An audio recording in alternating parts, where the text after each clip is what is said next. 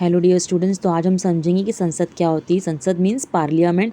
यह वह स्थान होता है जहाँ पे जनता के प्रतिनिधि क्या करते हैं, जिसे जनता इनडायरेक्टली चुनती है।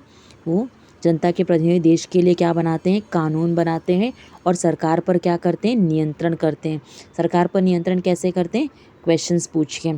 तो हमारे जो भारतीय संसद के अनुच्छेद 79 के तहत संसद को 3 मुख्य अंगों में बांटा गया है। जो पहला अंग होता है वो क्या होता है, फर्स्ट नंबर राष्ट्रपति, सेकंड लोकसभा और थर्ड नंबर पे राज्यसभा। अभी राष्ट्रपति क्या है, हालांकि ये किसी सदन में नहीं बैठते, लेकिन संसद का ये अभिन्न अंग होता है, क्योंकि इनके हस्ताक्षर के बिना कोई भी बिल कानून नहीं बना सकता। जितना भी बिल बनता है संसद में, उसमें सब बिलों पर राष्ट्रपति प्रेसिडेंट की सिग्नेचर होनी ज़रूरी है, अदरवाइज़ बिल पास नहीं होगा। सेकंड क्या है, लोकसभा। ये क्या है, लोअर हाउस है, इसे क्या कहते हैं, निचला सदन कहते हैं या जनता का सदन कहते हैं। इसके सदस्य को सीधे देश की जनता चुनती है और इसलिए यहाँ पर आकर बैठते हैं और जनता का प्रतिनिधित्व करते हैं। तीसरे नंबर पे क्या है, राज्यसभा। इसको क्या कहते हैं, अपर हाउस या राज्यों का परिषद कहते हैं, ऊपरी सदन कहते हैं। यह राज्यों का प्रतिनिधित्व करती है। इसके सदस्य अप्रत्यक्ष रूप से चुने जाते हैं।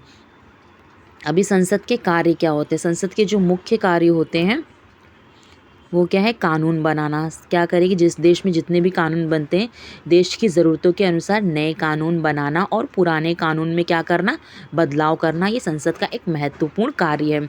बजट पारित करना, जैसे देश में बजट पारित होता है तो उस बजट का कार्य कौन करता है, संसद करती है। देश के खर्चों और कमाई के लिए मंजूरी देना, सरकार पर नियंत्रण करना, मंत्रियों से सवाल पूछकर चर्चा के जरिए कार्यपालिका की जवाबदेही तय करना।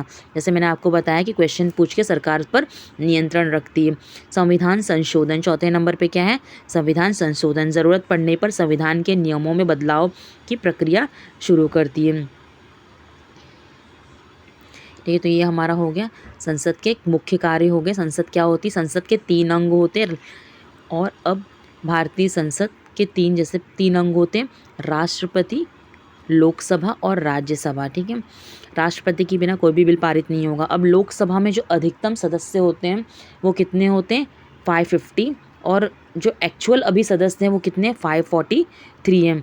उसमें से राज्यों के सदस्य कितने होते हैं, राज्यों के सदस्य होते हैं 524, और जो केंद्र शासित प्रदेश होते हैं, यूनियन टेरिटरी, उसके कितने सदस्य होते हैं, उसके 19 सदस्य होते हैं।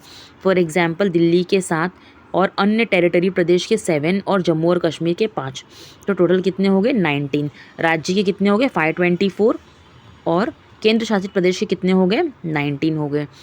अब जो राज्यसभा होती है, राज्यसभा में अधिकतम सदस्य कितने होते हैं, 250, बट अभी वास्तविक में कितने हैं, 245। उसमें से मनोनीत यानी क्या होते हैं, नॉमिनेटेड, जिसे डायरेक्ट सरकार लेकर आती है, वो कितने होते हैं, 12 होते हैं। और निर्वाचित सदस्य जिनका चुनाव होता है वो कितने होते हैं, 233 होते हैं। और उसमें से केंद्र शासित प्रदेश के कितने होते हैं, 8 होते हैं। जैसे दिल्ली के 3, पुदुचेरी के 1 और जम्मू और कश्मीर के 4 होते हैं।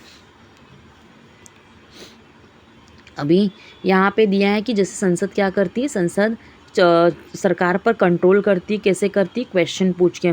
Question hour is important means of controlling the government. The session of parliament begins from the question hour, और क्वेश्चन आर को क्या कहते हैं, 0 आर। ओके, पक्ष और विपक्ष दोनों से क्या होते हैं, क्वेश्चन पूछे जाते हैं। अभी मैं आपको ये एक पॉइंट बताती हूँ, जैसे कि यहाँ पे लोकसभा में क्या होता है, लोकसभा के लिए राज्यों में सीटों का वितरण किसके हिसाब से होता है, राज्य में जितनी पॉपुलेशन होगी उसके हिसाब से क्या होता है, सीट का वितरण होता है। जैसे कि उत्तर प्रदेश में क्या है, सबसे अधिक जनसंख्या है, तो वहाँ पे ज़्यादा सीट होगी, 80 लोग आ जाएंगे चुनकर। ठीक है, लेकिन जिस प्रदेश छोटा होता है उसमें क्या हो जाएंगे, उनकी सीटें बहुत कम हो जाएंगी। जैसे कि नागालैंड हो गया, मिज़ोरम, सिक्किम, यहाँ पे क्या हो गया, 1-1 सीट आ जाएगी यहाँ पे, क्योंकि ये छोटे छोटे राज्य हैं।